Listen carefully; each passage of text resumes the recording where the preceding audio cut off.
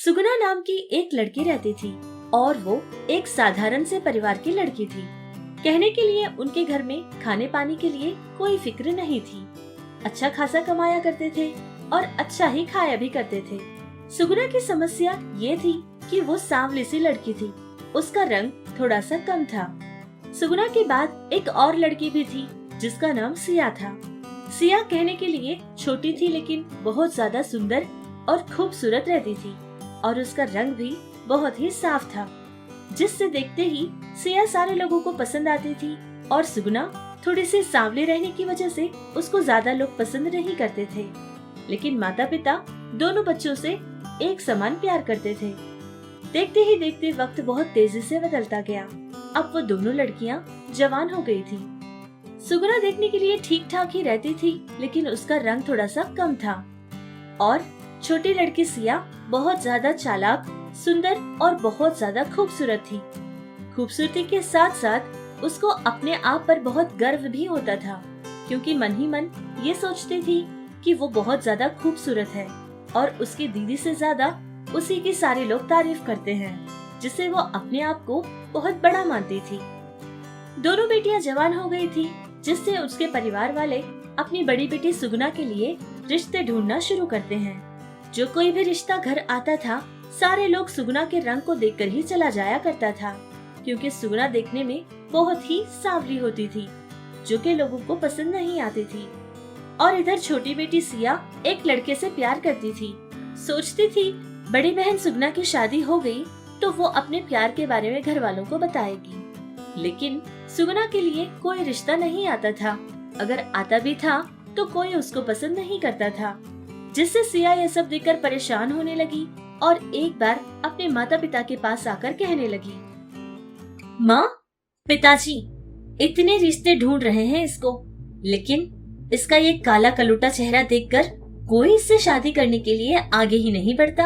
आप लोग एक काम कीजिए, पहले मेरी शादी करवा दीजिए, क्योंकि मैंने एक लड़के से प्यार किया था और वो लड़का मुझसे भी बहुत ज्यादा प्यार करता है।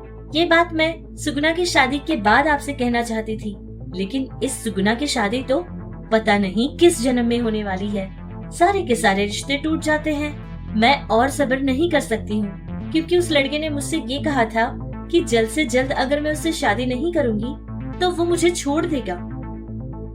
क्या? ये क्या बकवास कर रही हो सिया? तुम पागल तो नहीं हो गई हो?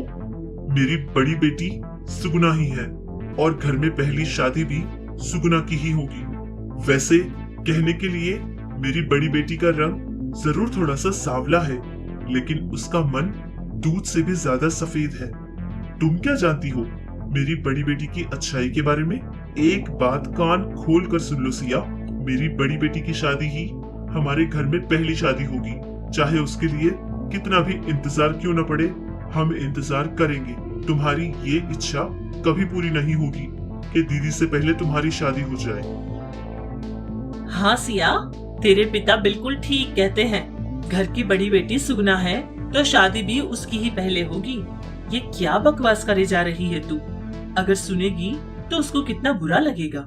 मेरी बेटी देखने में सांवली जरूर है, लेकिन उसके जैसा मन किसी और का नहीं।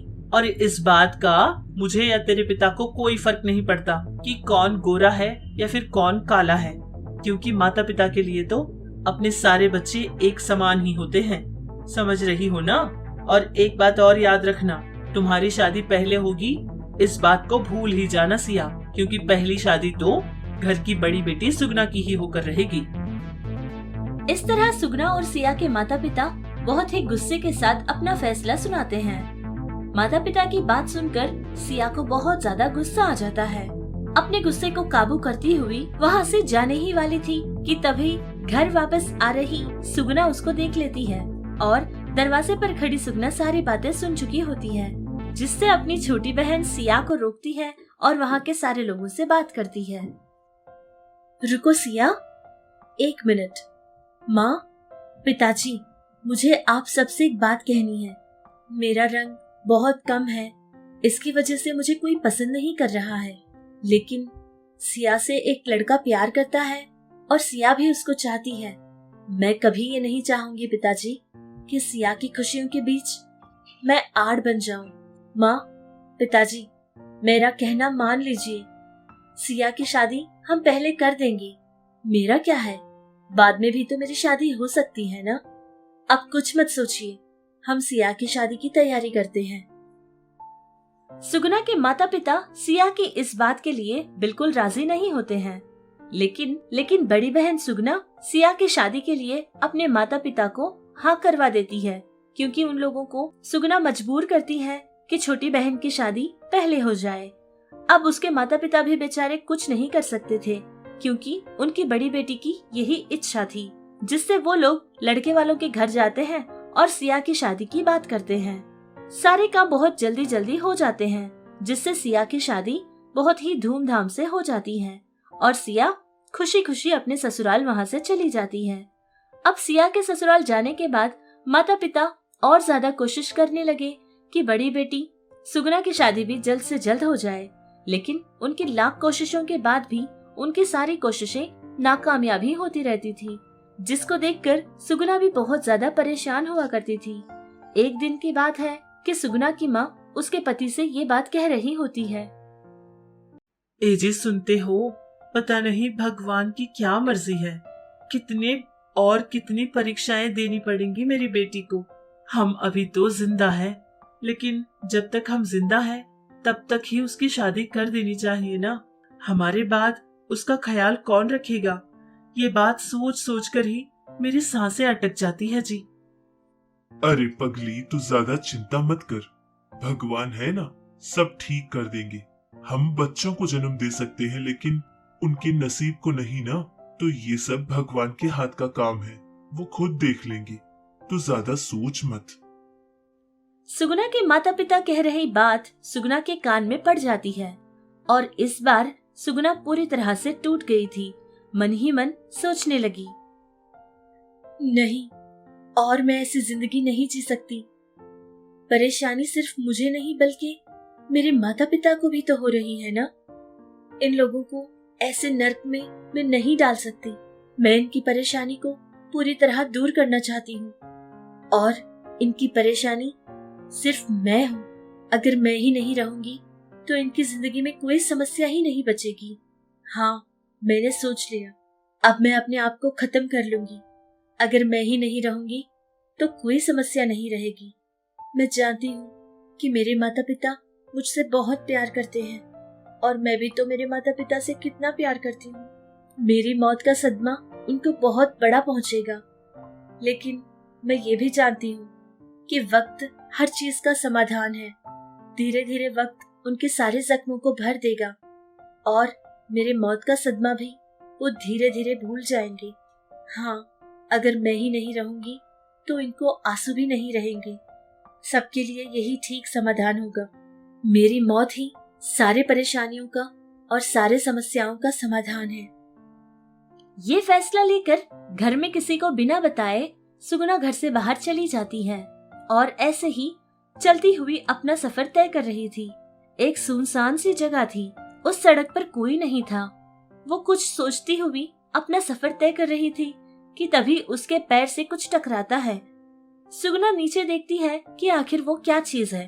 देखते ही वो हैरान रह जाती है, क्योंकि वहाँ एक बूढ़ी औरत बेहोश होकर पड़ी हुई थी, जिसको देखकर सुगना घबरा जाती है और उसके चेहरे पर पानी छिड़कती है, जिससे वो बूढ़ी औरत अपनी आंखें खोलती है।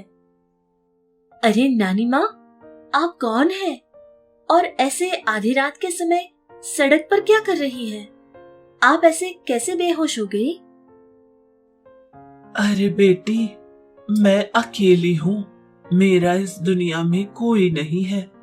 बूढ़ी हो गई हूँ ना, चलने की और ताकत नहीं है शरीर में।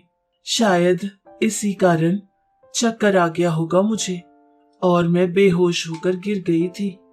अच्छा, वैसे बेटी तू है कौन? इतनी रात के समय यहाँ अकेली क्या कर रही है? उस बूढ़ी औरत की ये बात सुनकर सुगना अपनी सारी जिंदगी के बारे में उसको बता देती है। और तो और आधी रात को वो अपना घर छोड़कर ऐसे सुनसान सड़क पर क्या करने गई है और वो क्या सोचती है, ये सारी बात भी उस बुढ़िया से वो बता देती है। सुगना की बात सुनकर वो बूढ़ी औरत सुगना से कहने लगती है, देख बेटी, तू बहुत ही अच्छी लड़की है और तेरा मन भी बहुत साफ है। तेरी समस्या का समाधान मेरे पास है बेटी। जिस रास्ते से तू जा रही है ना, उसी रास्ते को सीधे से पकड़ लेना। ठीक 2 मील दूर बाद एक छोटी सी नदी नजर आएगी तुझे, और वो कोई मामूली नदी नहीं है बेटी, वो बहुत ही चमत्कारी नदी है। अगर उस पानी में जाकर 3 बार तू डुबकी लगाएगी तो तेरी सारी की सारी परेशानी दूर हो जाएगी। तेरा पूरा रूप ही बदल कर रह जाएगा बेटी। जा, तू जाकर ऐसे ही कर, तेरी समस्या पूरी तरह से दूर हो जाएगी बेटी। भगवान हमेशा तेरा रक्षक बना रहे। इतनी बात कहकर वो बूढ़ी औरत वहाँ से चली जाती है।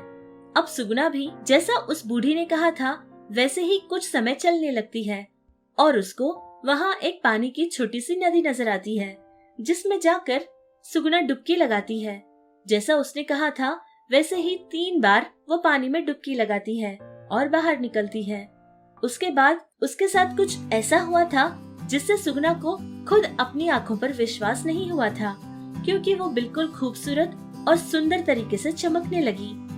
फिर बिना देर किए वो अपने घर वापस आ जाती है। अपने माता पिता को ये सारी बात बताती है। बेटी का ये नया रूप देखकर, इतनी सुंदरता को देखकर दोनों माता पिता बहुत ज्यादा खुश हो जाते हैं और फिर बिना देर किए एक सुंदर से लड़के को ढूंढते हैं और उसकी शादी उस खूबसूरत से लड़के के साथ अपनी बेटी सुगुना की शादी करवा देते हैं। और तब से लेकर सुगुना भी अपनी नई जिंदगी में खुशहाल होकर जीने लगी।